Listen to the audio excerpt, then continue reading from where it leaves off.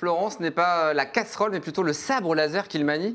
Coup de projecteur à présent sur la pratique du ludosport à Tours. Et vous les avez peut-être aperçus cet été sur l'île Balzac. Tiens, des fans de Star Wars, eh bien pas seulement. Le sabre laser, c'est un sport avec ses codes et ses règles. Même pour choisir la couleur du sabre, il faut d'abord faire ses preuves. Voyez ce reportage de Benjamin Vatel. Si on le faisait plus rapidement, je vais venir ici, là, et j'attends pas forcément qu'il m'impasse. S'il reste... Shisho, Makashi et Soresu sont des noms de formes de combat au sabre laser. On pense immédiatement à la saga Star Wars, mais ici, pas de science-fiction. C'est un sport à part entière avec ses techniques et ses règles. Les gens ne pensent pas que c'est un vrai sport, ils ne pensent pas qu'il y a un socle pédagogique avec vraiment des techniques, avec des tenues, avec des armes qui ont été développées pour, avec des accessoires qui ont été développés. Et souvent, les gens, vous faites mumuse avec des trucs qui font de la lumière, quoi. Avant de combattre, tout bon maître Jedi doit connaître son épée.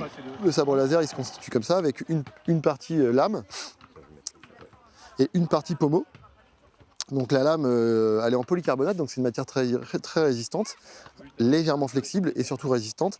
Et il y a une LED à l'intérieur qui va projeter de la lumière dans le sabre, et un haut-parleur avec une carte électronique qui va détecter les mouvements et créer des sons et des couleurs en fonction de ce qui se passe.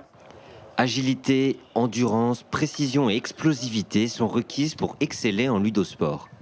L'objectif est de réussir à toucher son adversaire. Édouard et Maxime sont les deux instructeurs de l'académie qui comptent 24 licenciés. Ce qu'on apprend en premier, ça va être les pas, à bien se positionner, à rester équilibré et stable.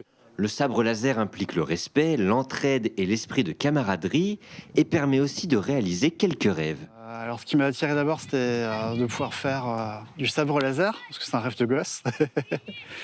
Les pratiquants doivent attendre 3 ans et valider leurs compétences avant de pouvoir choisir la couleur de leur sabre. Chaque année, les 5 académies françaises envoient leurs meilleurs combattants représenter le pays au tournoi international. Le prochain aura lieu en décembre à Paris. Que la force soit avec eux.